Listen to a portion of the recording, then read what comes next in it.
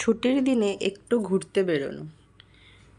আর আজকে ঘুরতে যাওয়ার জায়গাটা হলো আবনি মল। প্রথমে শ্রীরামপুর থেকে ট্রেনে করে হাওড়া থেকে বাস ধরে আবনি মলে পৌঁছে গেছিলাম। এখানে আমি আগেও দু একবার এসেছি।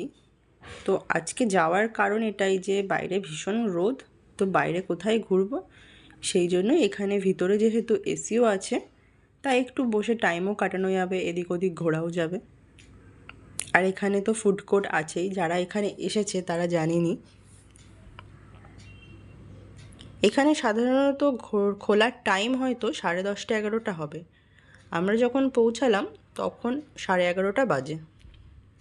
তো প্রায় সমস্ত দোকানগুলো ওপেনই হয়ে গেছিলো। তো আমরা ভিতরে গেলাম।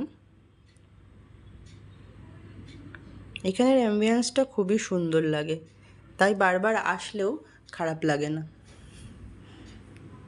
সমস্ত দোকানগুলো প্রায় ওপেন হয়েই গেছে, লোক সেরকমভাবে তখনও আসেনি। আমি ওপরের দিকেই যাচ্ছিলাম। এখানে প্রায় 4th ফ্লোর না 5th ফ্লোর পর্যন্ত আছে, একদম টপে আছে ফুড কোর্ট, আর বাকিগুলোতে আছে নানা রকমের দোকান। কোথাও জুয়েলারি শপ আছে, কোথাও জামা কাপড়ের আছে, নানা কিছু আছে এখানে। তো আমি একটা বাজার কলকাতাতে ঢুকলাম, সেখানে একটু জামা কাপড় দেখছিলাম। কিনি আর না কিনি, দেখতে তো অসুবিধা নেই, তাই একটু ঘুরে ঘুরে সব দেখছিলাম।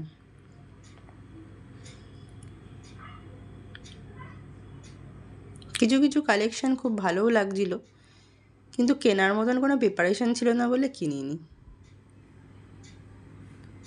দেখো, জায়গাটা এতই সুন্দর, চারিদিকটা। এটা একটা বাচ্চাদের খেলার জায়গা। জায়গাটা খুব ভালো, আমার তো ভীষণ ভালো লাগে। আশা করি তোমরা যারা এসেছো তাদেরও অনেকেরই ভালো লাগে। তারপর একটু খাওয়ার জন্য গেলাম।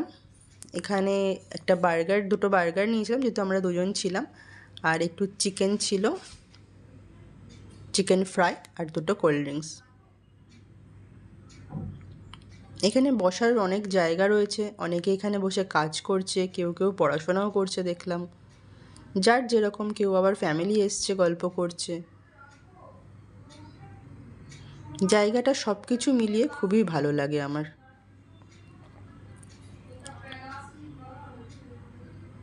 তারপরে তো অনেকক্ষণই আমরা এখানে সময় কাটালাম। এবার ফেরার টাইম, ফিরতে তো হবেই। তো এবার নিচের দিকে নামার পালা, বাড়ি যেতে হবে। অনেকক্ষণই সময় কাটালাম।